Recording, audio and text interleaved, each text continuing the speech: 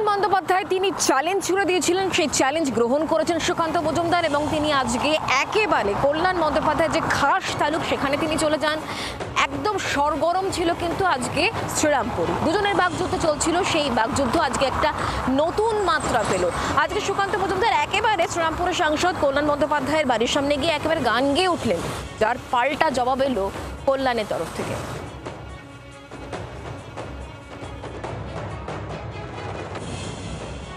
তৃণমূলের নেতাদের কথায় রাস্তায় নামবেন না।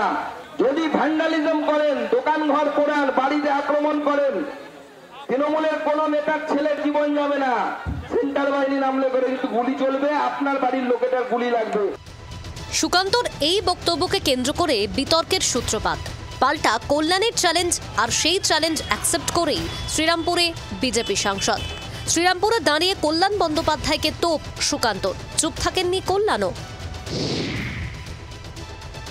আমরা ভেবেছিলাম আজকে যে কল্যাণদা দাঁড়িয়ে থাকবেন হাতে বন্দুক, বাজুকা, টামান নিয়ে, দেখতে পেলাম না। আমি যখন বারবার রাস্তার চাপ থেকে আস্তে আস্তে দেখছিলাম যে কোথায় কল্যাণদা, কোথায় পাচ্ছি না খুঁজে। কল্যাণদা বলে চিৎকার করলাম গাড়ি থেকে, কোথাও খুঁজে পাওয়া যাচ্ছে না। আপনার ভাষাতেই বলি, আপনি তো বলেছিলেন লোকসভায় দাঁড়িয়ে গোটা ভারতবর্ষ থেকে আপনার দিকে হেসেছিল। কি হলো আপনার?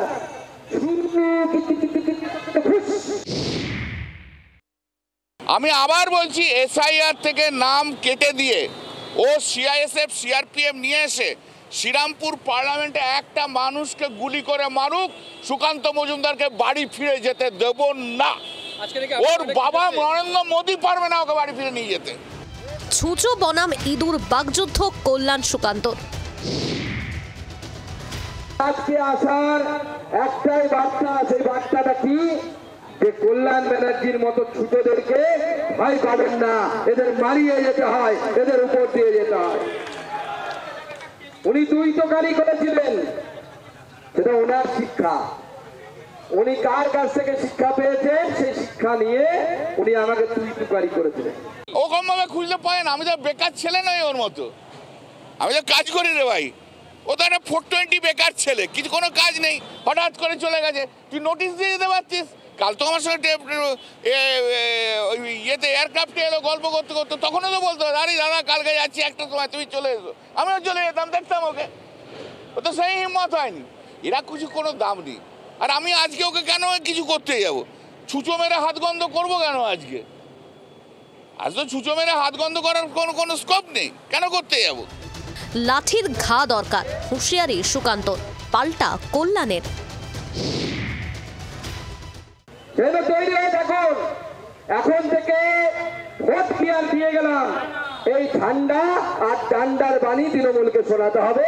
সেই সময় এসছে, সেই সময়ের জন্য তৈরি হবে। ওরা হিংসার রাজনীতি ছাড়া কিছু করে না। ওসব গরম গরম কথা বলে লাভ নেই। সুকান্ত তুই আয়, ডান্ডা দিয়ে মারবি আয়, আমি তোকে ডান্ডা কোথায় পড়তে হয় দেখিয়ে দেবো। ওরা আবার শান্তিপ্রিয় কি?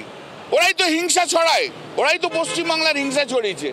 একটা হরিদাস পাল লোক, একটা হরিদাস পাল লোক। কেউ 2019-এর আগে ওর নাম শুনেছে? বলছি তো, আবার বলছি, মোদি যতদিন আছে ততদিন এগুলো রয়েছে। মোদি না থাকলে কুকুর বিড়ালে সুকান্তদের টেনে নিয়ে চলে যাবে।